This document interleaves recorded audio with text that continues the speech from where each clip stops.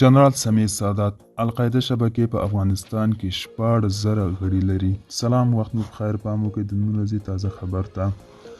د افغانستان د متحدې جبهې مشر او پخوانی افغان فوج جنرال د برطانیې پوهنتون د محصلینو ټولنې سره په خبرو کې وایي افغانستان د القاعده شبکې او نورو ترهګرو ډلو لپاره د امن په سیمې بدل شوی.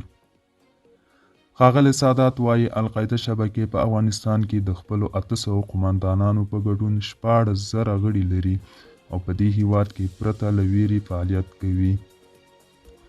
د متحدې جبهې مشر او د پخواني افغان پوځ قوماندان وایي یو شمېر نورې ترهګرې ډلې په افغانستان کې په فعالیت بوخت دي او دا چاره سیمه او نړۍ له خطر سره مخ کولی شي.